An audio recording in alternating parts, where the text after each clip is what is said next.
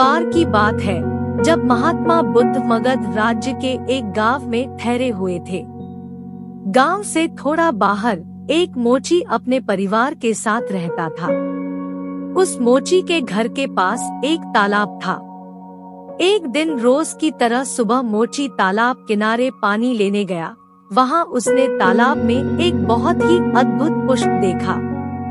वह पुष्प देखने में बहुत ही सुंदर था और चमत्कारिक भी प्रतीत हो रहा था। मोची ने तुरंत ही अपनी पत्नी को बुलाया और वह पुष्प उसे दिखाया। मोची की पत्नी आध्यात्मिक और धर्म में आस्था रखने वाली थी। वह पुष्प को देखते ही समझ गई कि जरूर कल यहाँ से महात्मा बुद्ध गुजरे होंगे। उन्हीं के प्रताप से यह पुष्प खिला है। पुष्प को चमत्कारिक मानकर मोची ने एक योजना बनाई।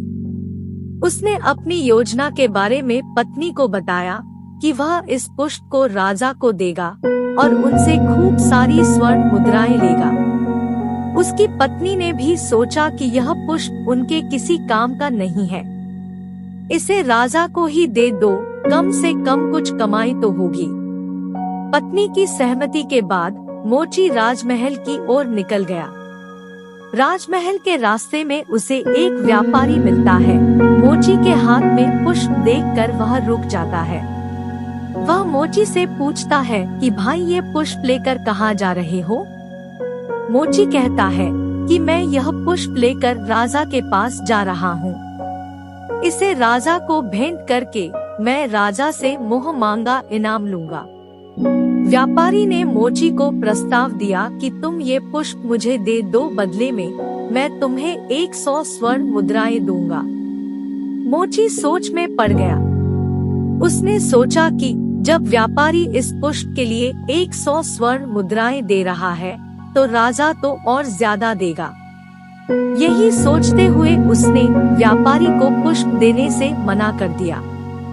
थोड़ा आगे चला ही था कि उसे रास्ते में राजा आते हुए नजर आए, जो महात्मा बुद्ध के दर्शन के लिए जा रहे थे। राजा भी मोची के हाथ में वो दिव्य पुष्प देखकर अचंभित हो गए। राजा ने मोची को पुष्प के बदले 1000 स्वर्ण मुद्राएं देने के लिए कहा। यह सुनते ही मोची के मन में एक अजीब सी चेतना आई और वह राजा को पुष्प न देकर दौड़ता हुआ सीधे महात्मा बुद्ध के पास जा पहुंचा। महात्मा बुद्ध मोची को देखकर हैरत में पड़ गए। उन्होंने मोची से पूछा तो मोची ने उन्हें सारी बात बताई।